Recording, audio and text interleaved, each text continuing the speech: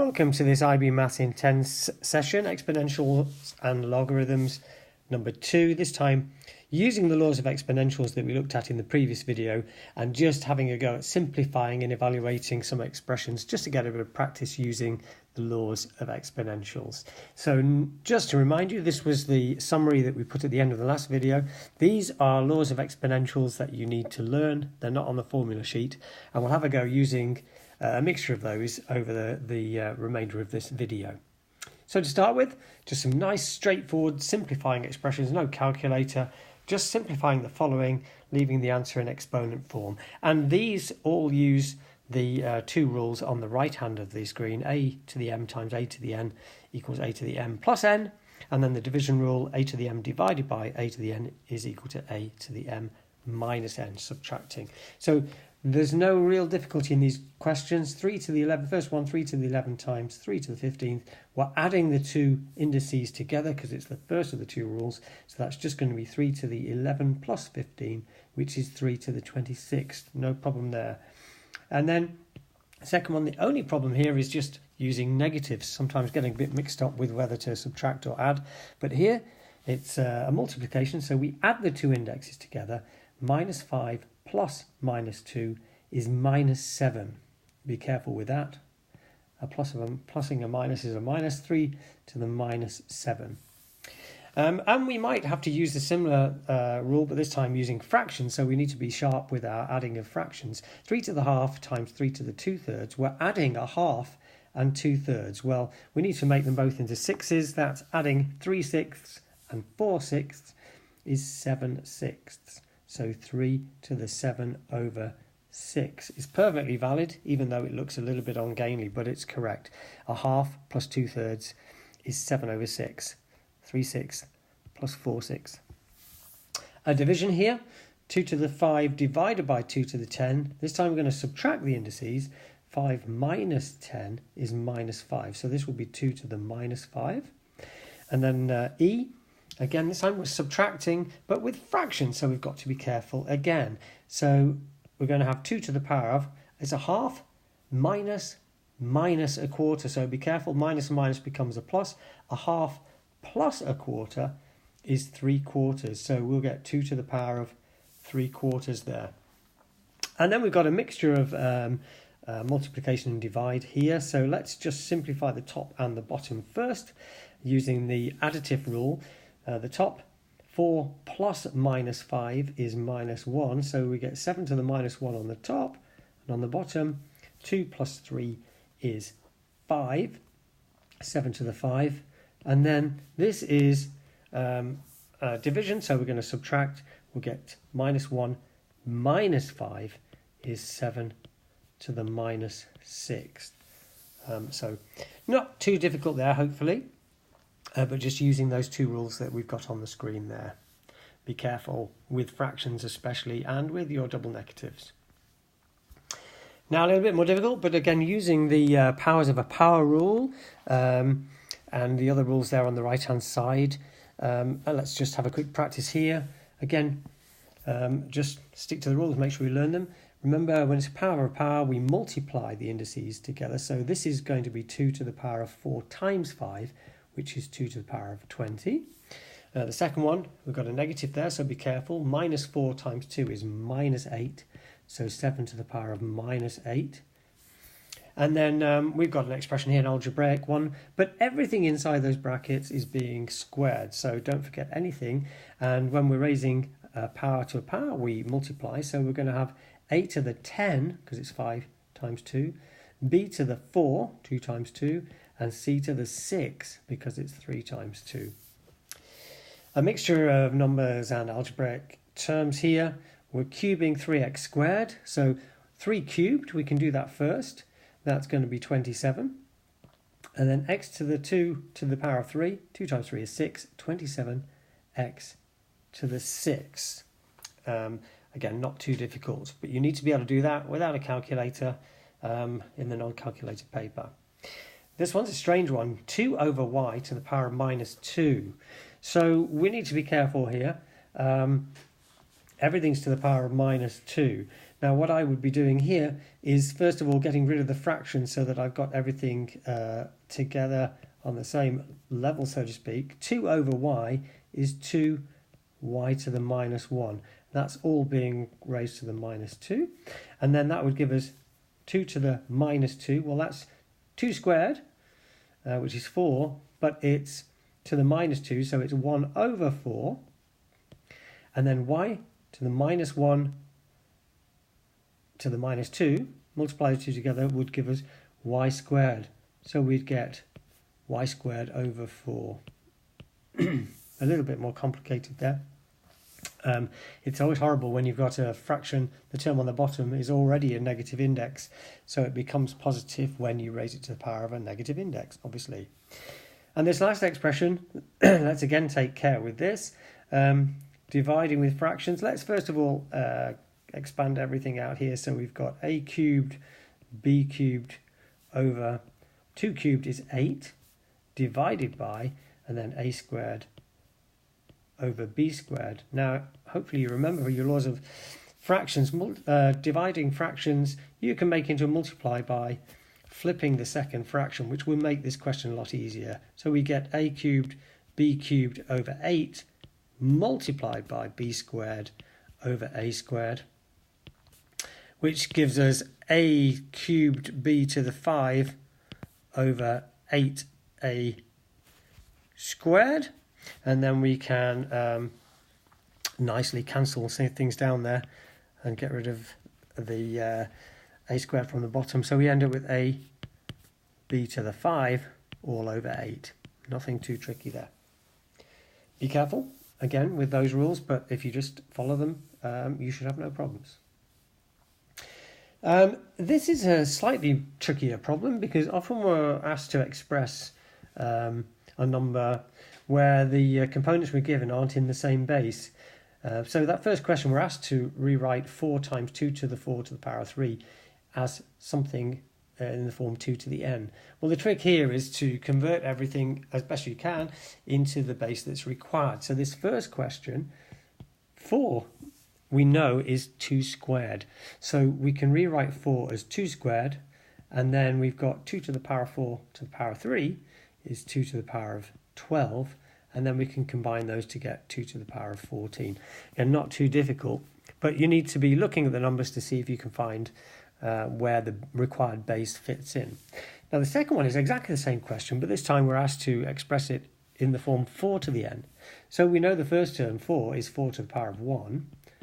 4 to the power of not negative 1, it's 4 to the power of 1.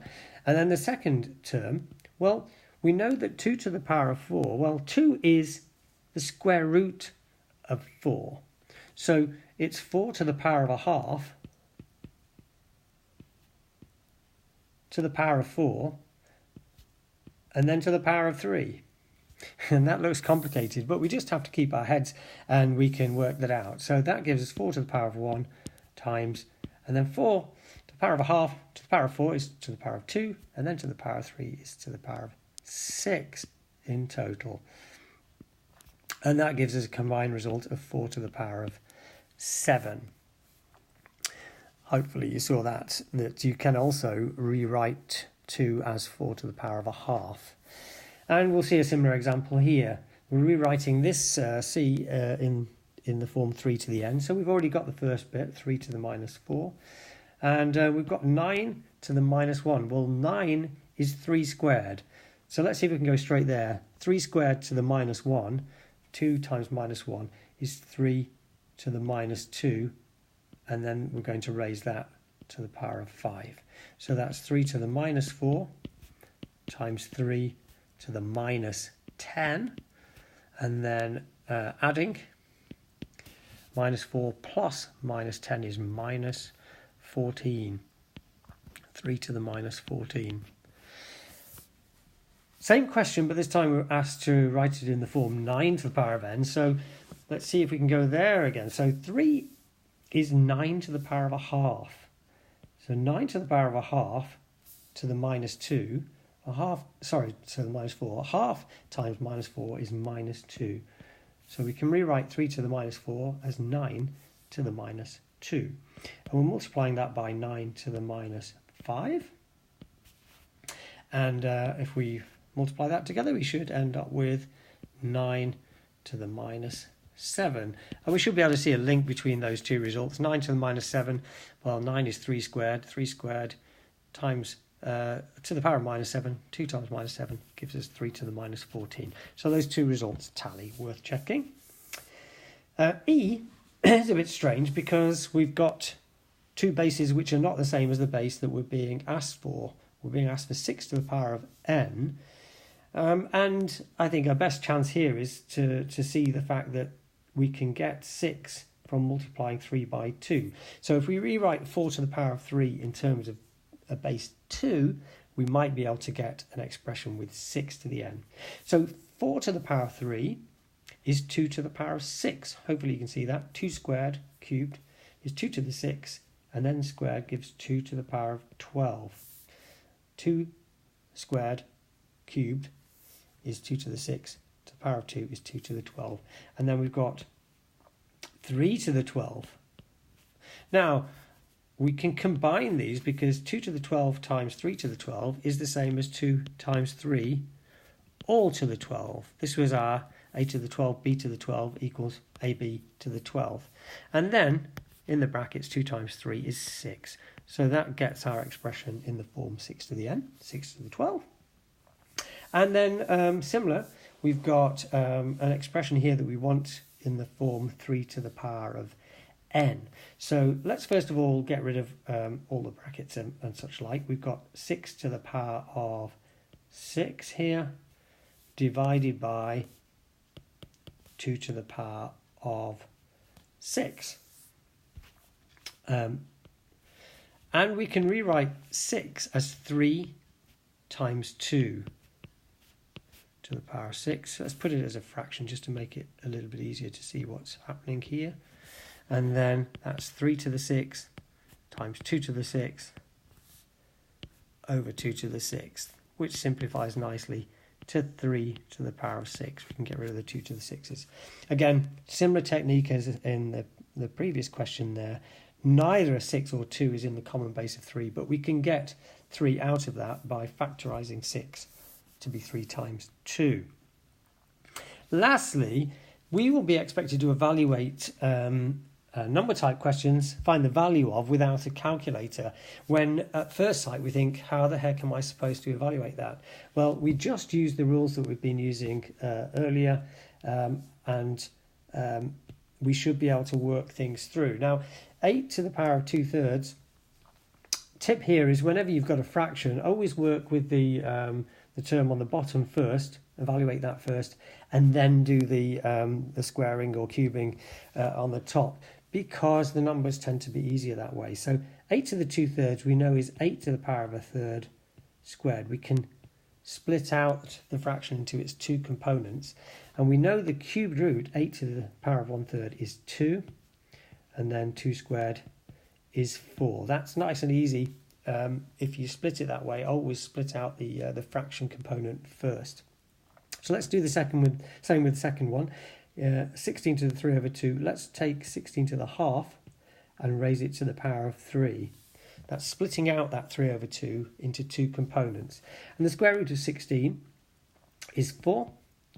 And 4 to the power of 3 is 4 times 4. 16 times 4 is 64. That's not too difficult to evaluate. Here we've got three components. We've got 125 to the minus 2/3.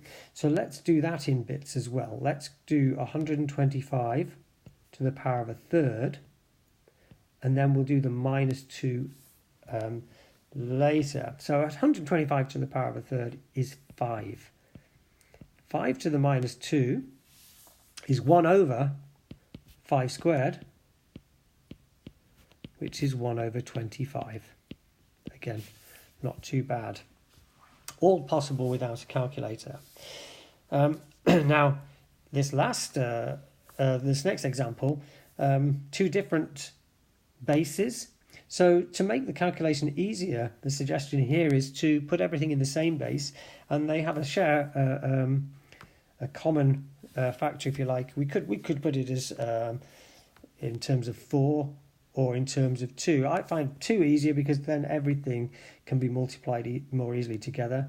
So 4 to the minus 3 is 2 squared to the minus 3, and 8 is 2 cubed, so 8 to the power 3 will be 2 cubed, which gives 2 to the minus 6 times 2 to the 9, which is 2 cubed, which is 8. That's nice and straightforward. Once you've got everything in the same base, somehow everything tends to unfurl or unfold nice and easily. Similar example here. We've got 1/8 all squared divided by 1/4 to the power of 4.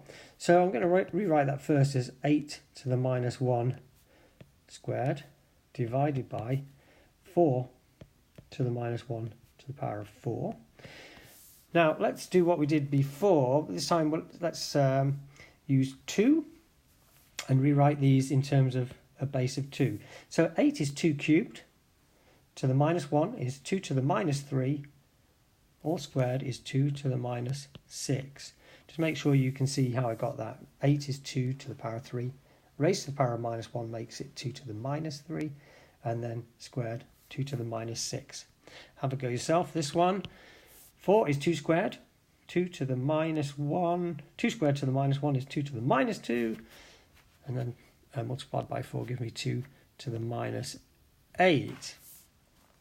And then subtraction rule when we're dividing. Minus 6 minus minus 8 gives me 2 to the power of positive 2.